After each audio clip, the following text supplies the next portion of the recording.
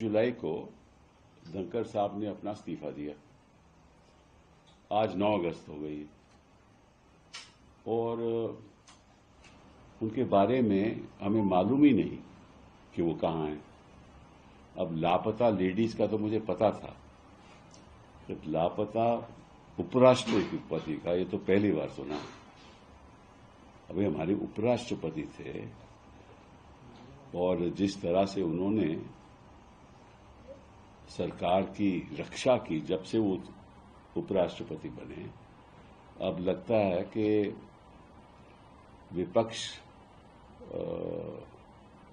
को उनकी सुरक्षा करनी पड़ेगी। कहाँ हैं धनखड़ साहब? मैंने खुद पहले दिन उनको फोन किया था, उनके पीएस ने उठाया फोन, कहा कि वो आराम कर रहे हैं।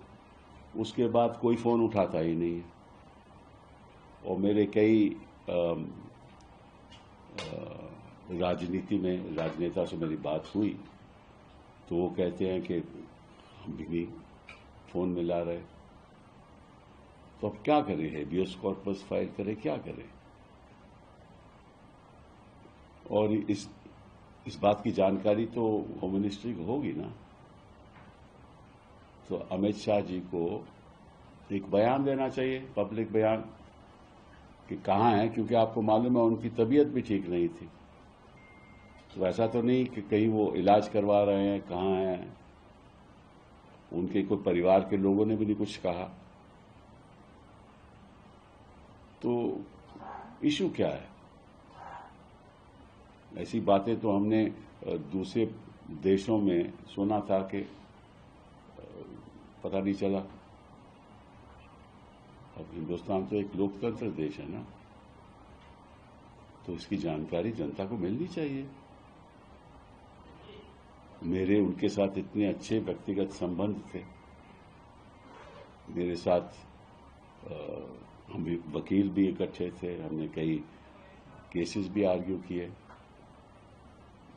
तो मुझे तो फिक्र है। अब ऐसे मामले में मैं कहीं जाना भी नहीं चाहता। वो एफआईआर लिखवा दूं, किसी को बोलूं, ये भी नहीं अच्छा लगता। और उनकी तरफ से भी कोई सूचना नहीं है। ये भी अजीब बात है कि उनके दोस्त हैं, उनके कई परिवार के लोग होंगे, दोस्त होंगे, कोई चर्चा ही नहीं है।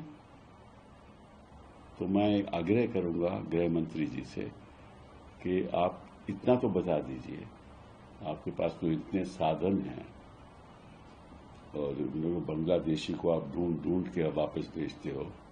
ये तो हमारे उपराष्ट्रपति जी हैं, इनका तो आपको मालूम होगा कि कहाँ है। तो प्लीज एक बयान दे दीजिए और अगर ठीक ठाक है तो वो भी बता दीजिए। और अगर क्योंकि वो अगर जहां भी हैं, क्योंकि उनके अपने ऑफिशियल रेजिडेंस तो है नहीं, वहां तो है नहीं ना, तो जहां भी हैं हम भी जाकर मिल लेंगे। क्योंकि जो उपराष्ट्रपति के नए चुनाव हैं वो तो उनमें तो थोड़ी देरी है ना, अभी सितंबर में होंगे। तो सितंबर से पहले हमारी मुलाकात हो जाए तो अच्छा रहेगा ना, कि हम भी कहेंगे कि वो सुरक्षित है, सब ठीक ठाक है और स्वस्थ हैं। ये जरूरी है, क्योंकि कोई ऐसा हिंदुस्तान के इतिहास में आज तक नहीं हुआ। पहले तो इस तरह से कोई इस्तीफा नहीं दिया किसी ने, और फिर उसके बाद मालूम ही नहीं कहाँ है। तो मुझे थोड़ा फिक्र है। बहुत बहुत धन्यवाद।